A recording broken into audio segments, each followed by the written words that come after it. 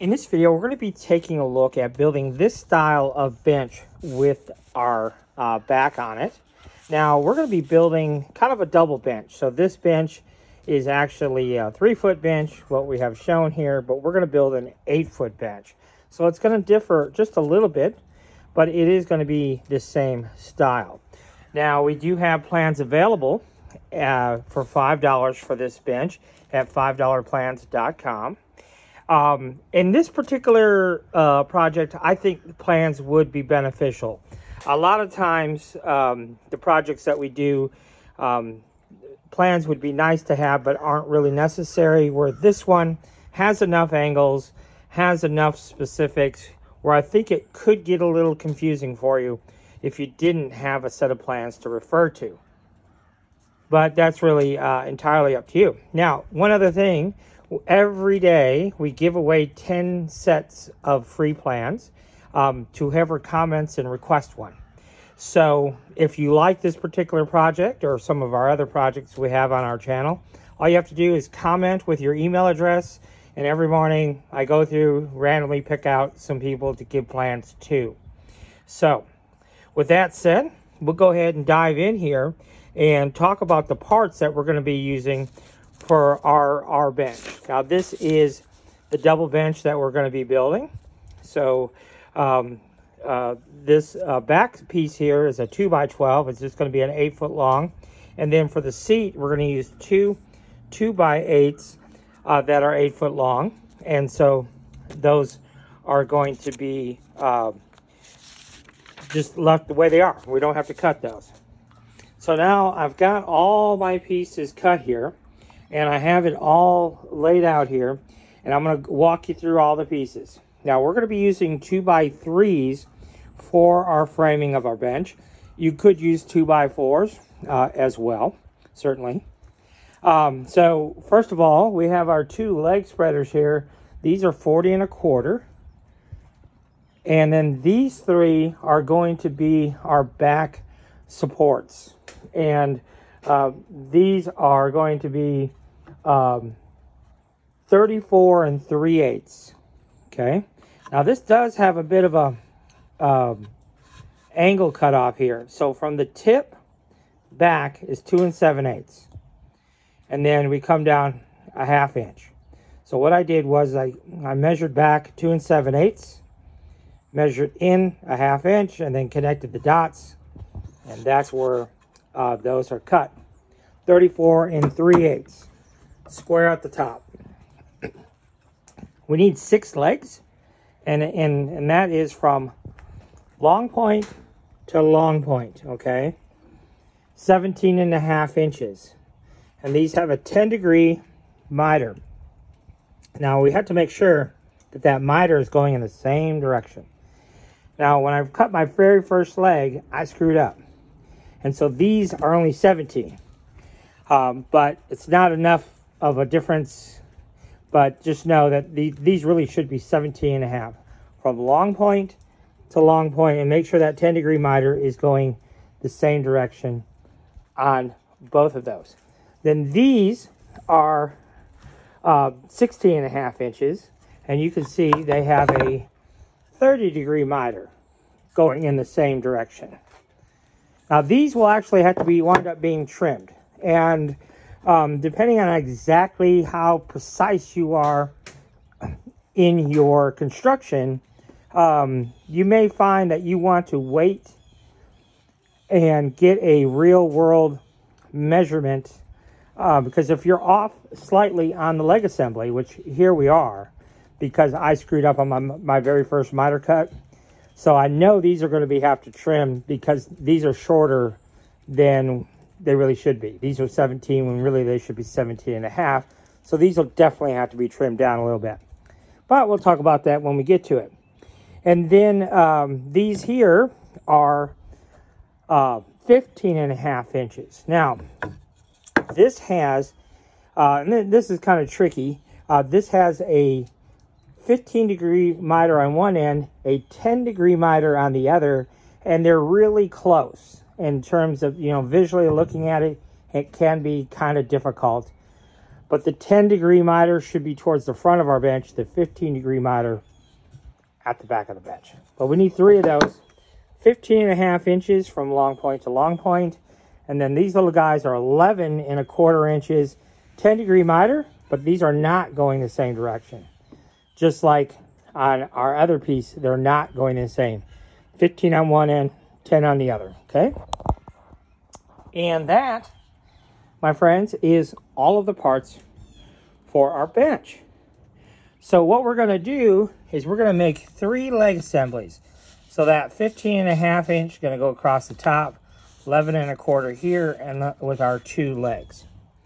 Okay, so let me go ahead and get 1 leg assembly done, and then I will talk about what we actually did, how we did it, and then we'll have to make 2 more leg assemblies. So there you have it, our first leg assembly. So what we've got here is we measured up from the bottom, right, to 4 inches. Little tick mark on both sides, and then we've ran in some 2.5 or 3.5 inch screws if you have them on the face here. Could we use pocket holes and put in some pocket screws on the bottom? Sure, you can if that's how you want to do it. And then for the top here, so this is our 15-degree side. We measured in 3 7/8, and then we measured in just to kind of double check it, 1 7/8, and you can see right where those lines hit, so that all looks real good. So what we need to do is make 2 more assemblies just like this. And so let me go ahead and get that done, and then I'll come back to you, and then we can start assembling the bench. Okay, so we have our 3 leg assemblies complete now, and now we are going to attach those to our seat boards. So we have our 2x8 8-footers just sitting here, and we want the good side facing down. And what we did was we came in 4 inches off the end, because that's just how I designed it. And then we're coming back at 1/2 of an inch. And I'm using my little Craig multi-mark tool here. I've got it set to a 1/2 inch reveal. And so we pushed it back 1/2 inch. And whatever it hangs off the back, it hangs off the back. So coming in 4 inches. So what I would do is I put a screw in right here. And then what I would do is get my carpenter square. So let me grab my big carpenter square here. And we would just make sure that that leg is real square to our seat boards here. Okay. Now, when we go to place the center one, we need to be pretty accurate with this, because we've already cut this board to go in between here, remember, earlier? So, so we do need this to be pretty accurate. Again, 1/2 inch reveal, and then again on the far end, we're coming in 4 inches. We'll make sure everything is square to our seat boards. I'll probably go ahead and grab me a clamp and squeeze these 2 together. And then you can see here, we can put a screw here, put a couple of screws there, and a screw on the back side. And do that for all 3 leg assemblies there. And that will definitely get her done. Okay, so let me go ahead and do that real quick. Put those on, and then we'll put in our other boards here. Now, I avoid it like the plague, and not because I don't like it. It's just an extra step I don't like taking. But in this particular case, I don't know that we can really get away with it with the way I want this to look. So what we're going to do is we're going to put this board in between those 2 sets of legs there, okay? And we're going to use pocket holes. So I broke out my 720. Like I say, I don't like using this, in part because I like my videos to require a minimal amount of tools. This is kind of a bit of an investment. But one thing that we could definitely do, and so if you don't have a pocket hole machine, what do? Well, you would just run 1 continuous 2x4 right on top here. It'll be perfectly fine. Just 1 continuous 2x4 on top, all the way down. So we'll take a measurement from outside to outside, and then just screw it down here. Your cross braces would then need to be a little bit longer, but then you would not require pocket holes. So, and then pocket hole screws and all the things that go with making pocket holes. So, I got this incredible steal. I tell this story every time, but I went to Lowe's to buy the 720. I had the previous 520, I think. Go to Lowe's, buy the 720. I buy the 720. I come home. The very next day, I go back to Lowe's for something else. I don't even know why I would have walked back over by the Craig stuff, but when I did, I saw 2 of these for $39. They had them, for some reason, clearanced out. I don't know why. So needless to say, I took my $150 one back to Lowe's and stuck with the $39 version. And I really do love the 720. When you need to make pocket holes, which I do frequently, it's a great little machine. Very happy with that. Even at the $150 price point, it's well worth that. All right, so what we're going to do is we're going to find center here, right, which is basically 5 and a half. This is technically 11 and a quarter. So really, it'd be 5 5/8, dead center. And then we'll go ahead and put these, what I call stretcher boards, in there. But we'll use 2.5-inch pocket holes, the blue coated ones. We'll get those put into place on both ends, and then we can get ready for our dividers. So let me go ahead and get that done. I'll show you what that looks like. Okay, so now we have those in place, and you can see here we've got our pocket holes and how we brought into that center leg. Now I did use my strap, so I just kind of used the strap to squeeze these 2 legs together to hold my board into place till I got it screwed into place. And then this one didn't require the strap on this side. So got all my pocket holes, pocket screws in place. We use these blue 2.5-inch screws.